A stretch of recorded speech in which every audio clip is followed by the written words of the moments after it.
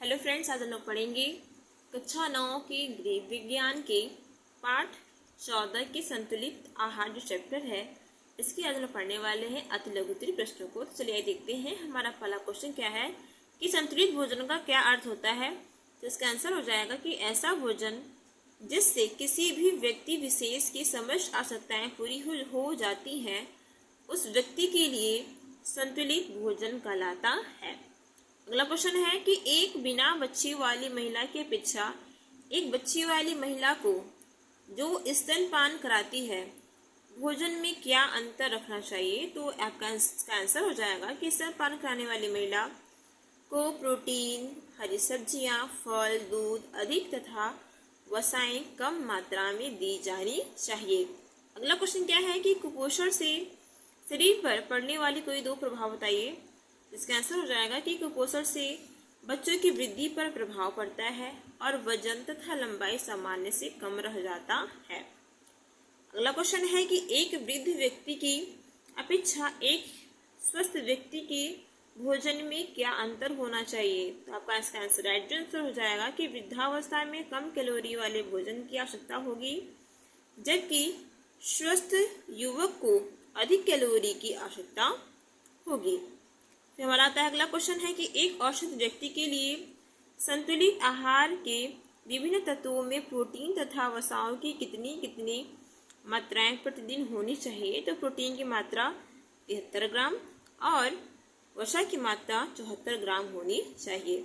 अगला क्वेश्चन है कि एक बालक जिसकी आयु 10 वर्ष है प्रतिदिन उसे कितनी ऊर्जा की आवश्यकता होगी। इसका जो आंसर हो जाएगा कि एक 10 वर्षीय बालक के लिए 1800 कैलोरी ऊर्जा वाले भोजन की आवश्यकता होगी। अगला क्वेश्चन है कि मानसिक कार्य करने वाले व्यक्ति को किस प्रकार का भोजन देना चाहिए। तो मानसिक कार्य करने वाले व्यक्ति के लिए संतुलित व सुपाच्य आहार दिया जाना चाहिए।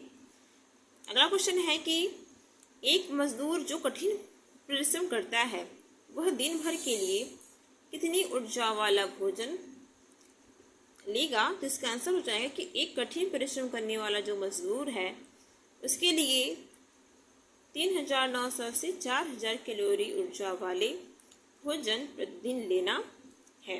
अगला क्वेश्चन है कि कैलोरी का क्या अर्थ होता है। तो 1 ग्राम पानी को 1 डिग्री सेंटीग्रेड तक गर्म करने के लिए जितने ताप की आवश्यकता होगी वह एक कैलोरी के बराबर होता है। फिर आता है हमारा अगला क्वेश्चन कि संतुलित आहार के निर्धारण के लिए एक प्रमुख सिद्धांत बताइए। तो इसका आंसर हो जाएगा कि एक संतुलित आहार में सभी तत्व आवश्यकता अनुसार पर्याप्त मात्रा तथा अनुपात में होना चाहिए। फिर आता है हमारा अगला क्वेश्चन कि गर्भवती स्त्री के लिए दूध क्यों आवश्यक होता है। तो इसका आंसर हो जाएगा कि दूध एक संतुलित आहार है। यह गर्भवती महिला के लिए पौष्टिक व अनेक प्रकार के तत्वों की आवश्यकताएं पूरी करता है और इसलिए सामान्य से अधिक तत्व दिए जाने चाहिए। अगला क्वेश्चन आता है कि अपूर्ण पोषण के 2 लक्षण बताइए। इसका आंसर हो जाएगा कि अपूर्ण पोषण के कारण शरीर के भार तथा कार्यक्षमता में निरंतर कमी होने से थकान परिलक्षित होती है। आता है हमारा अगला क्वेश्चन कि गर्मियों की अपेक्षा सर्दियों में अधिक आहार की आवश्यकता क्यों होती है। तो सर्दियों में बाह्य वातावरण से प्रभावित शरीर को अधिक ऊष्मा इसे बोलते हैं ऊर्जा उत्पन्न करने के लिए अधिक भोजन की आवश्यकता होती है। रहता है हमारा अगला क्वेश्चन कि एक युवा व्यक्ति के लिए औसतन प्रतिदिन कितनी कैलोरी की आवश्यकता होगी। इसका आंसर हो जाएगा कि एक सामान्य व्यक्ति को प्रतिदिन कैलोरी लेने के लिए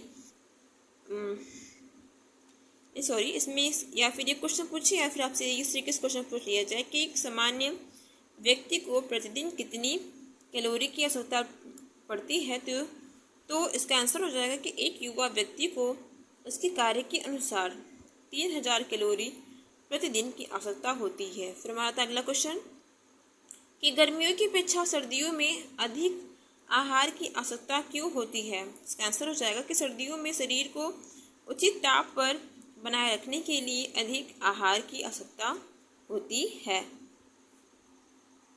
अगला क्वेश्चन है कि हरी सब्जियां क्यों भोजन का एक अंग मानी जाती हैं। तो इसका आंसर हो जाएगा कि हरी सब्जियां रक्षात्मक खाद्य पदार्थों की श्रेणी में आती हैं क्योंकि इनमें आवश्यक खनिज, लवण एवं विटामिन पाए जाते हैं। तो हमारा अगला क्वेश्चन कि भोजन से प्राप्त होने वाली ऊर्जा को क्या कहते हैं? तो भोजन से प्राप्त होने वाली ऊर्जा को कैलोरी कहते हैं। फिर अगला क्वेश्चन हमारा है कि सामान्य स्थिति में स्त्रियों को पुरुष की अपेक्षा कम आहार की आवश्यकता होती है। क्यों? क्योंकि इसके कारण अपेक्षाकृत कम लंबाई होती है, कम शारीरिक भार के कारण तथा हल्का कार्य के कारण। अगला क्वेश्चन है कि विटामिन ई और विटामिन डी के लिए सर्वोत्तम से उपलब्ध होने वाले कोई स्रोत का नाम बताइए। तो दूध में आपकी विटामिन ई और विटामिन डी की पर्याप्त मात्रा पाई जाती है। तो अगला क्वेश्चन है कि हरी पत्तेदार वाली सब्जियों की क्या आवश्यकता होती है? तो हरी पत्तेदार वाली सब्जियां जो हैं वो रोगों से बचाने में हमें सहायता करती हैं। अतः हमारा अगला क्वेश्चन कि एक वृद्ध व्यक्ति की अपेक्षा एक युवक की भोजन में क्या अंतर होना चाहिए? तो एक युवक को एक वृद्धि के अपेक्षा अधिक कैलोरी वाले भोजन की आवश्यकता होती है। फिर हमारा अगला क्वेश्चन कि कुपोषण के कोई दो कारक बताइए। इसका आंसर हो जाएगा कार्य की अधिकता के कारण और अनियमित भोजन कारण।